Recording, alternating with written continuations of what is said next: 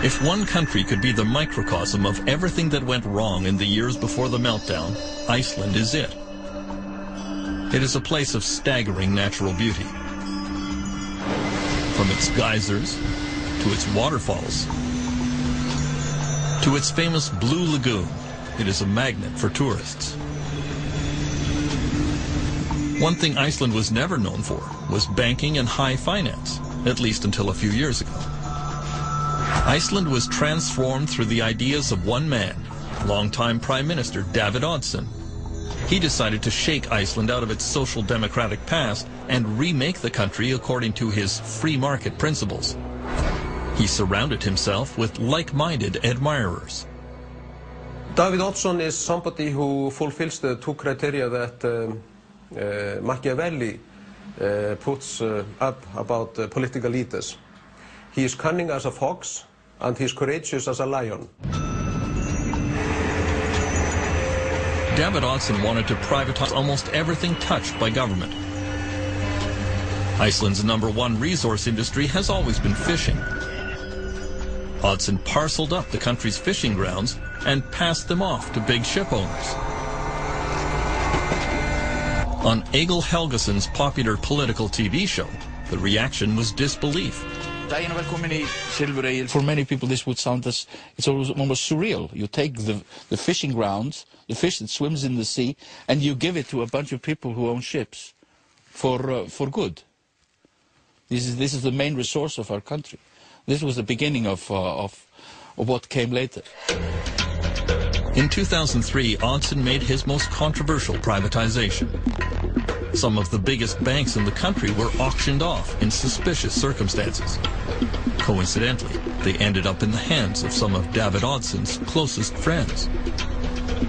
Mr. Oddson's friends were father and son who came from Russia with some money they had made from shady dealings in the brewery business in St. Petersburg, and suddenly they found themselves to be the owners of the oldest bank in Iceland. These guys didn't know the first thing about banking. In retrospect, they're either greedy criminals or complete fools. The newly privatized Icelandic banks embarked on an orgy of dangerous financial practices. Bankers sold securities back and forth to each other at vast markups that falsely inflated their value. All Icelanders were encouraged to buy a house, or even two.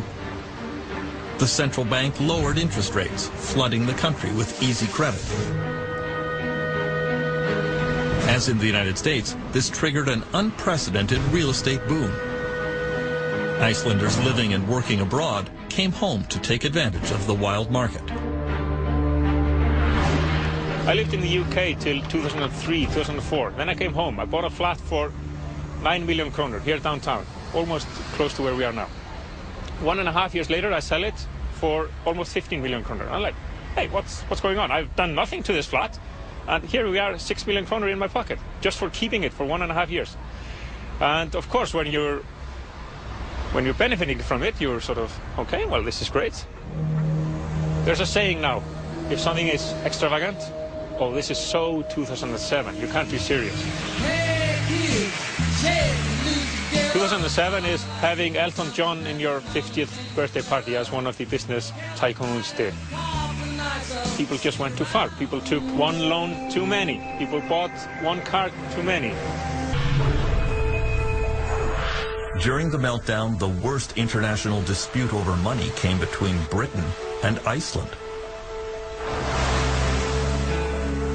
Iceland flew higher and crashed harder than almost all other countries.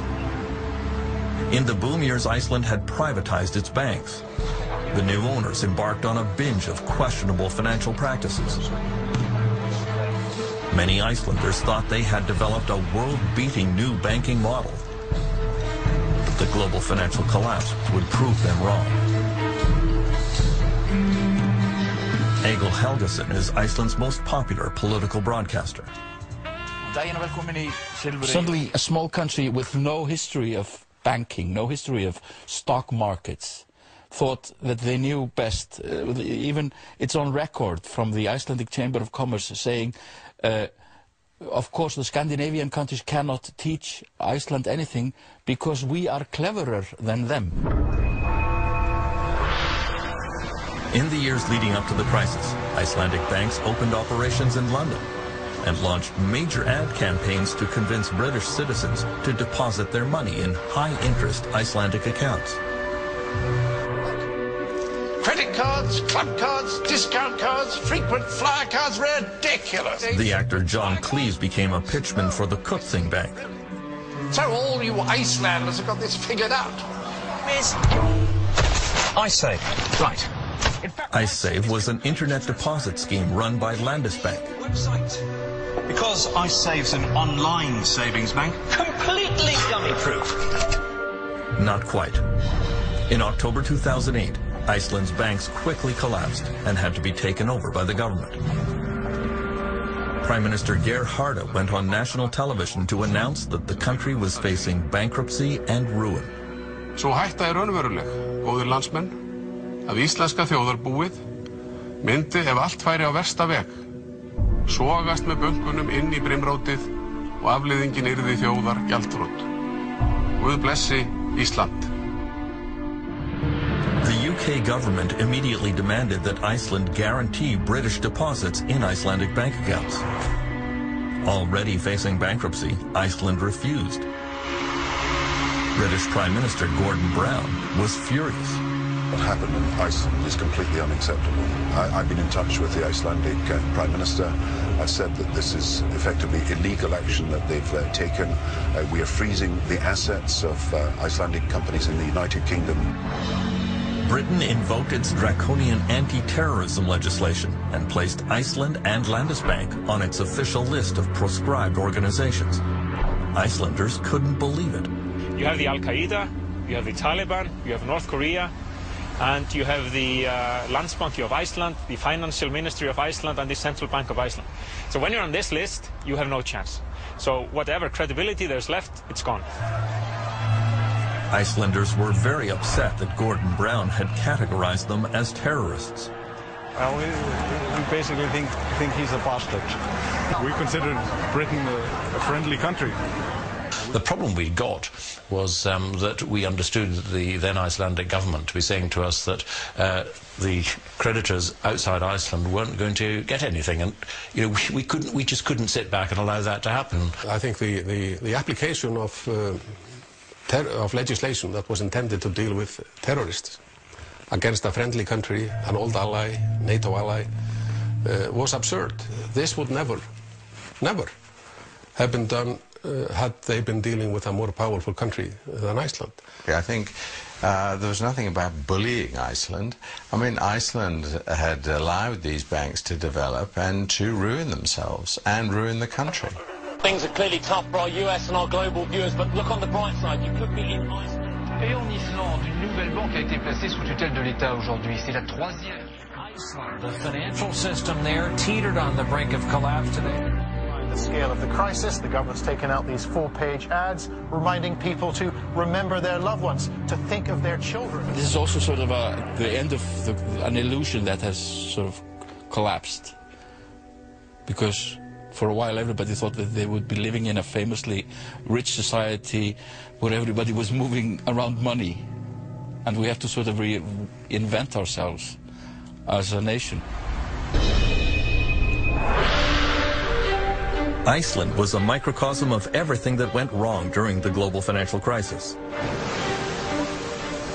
The sudden collapse of the country's banks in the fall of 2008 wiped out the pensions and savings of most Icelanders.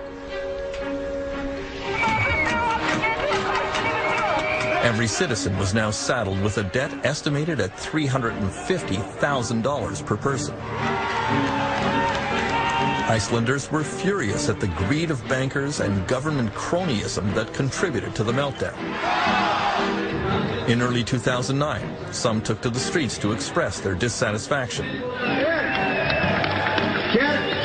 First, they surrounded the National Parliament, and protest leaders appealed to the public to come out and support them. I sort of wasn't very optimistic that we would be able to mobilize the people. But every week, every day, you got such shocking news that completely shook the foundations of, your sense of what was moral. the immorality that was exposed to us was so shocking that people started to come together.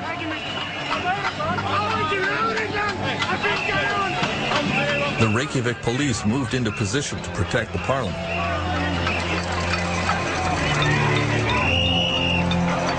Inevitably, there were scuffles. Nothing like this had ever happened in Iceland, and both sides were unsure how to proceed.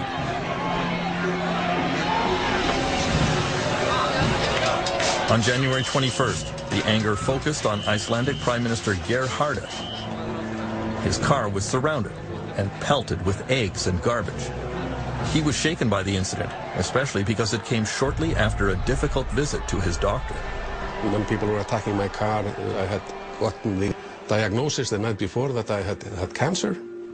So all of this in my memory is very, very vivid. I can understand why people were angry, particularly those who had lost money, who had lost their jobs. There was a crisis that nobody had really expected, of enormous proportions. Icelandic poet and singer Hordur Torfason was the main protest leader.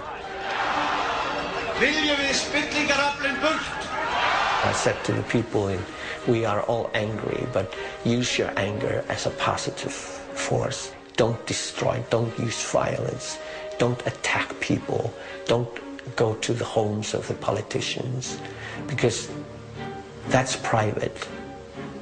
We can never use anger to destroy.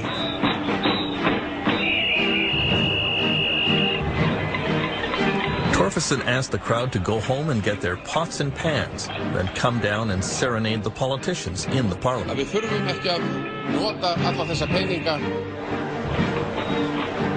When it was new for Icelanders, ordinary people to come out and do something sort of illegal, like not obeying police orders and so forth. And in the end, it almost became tribal. There were so many people with pots and pans and homemade drums, and there was this beating and the fires outside the parliament. In a sense, it was sort of the unbearable lightness of being, to be there, to experience this within the nation, and to see the joy and experience the joy when we finally got what we wanted.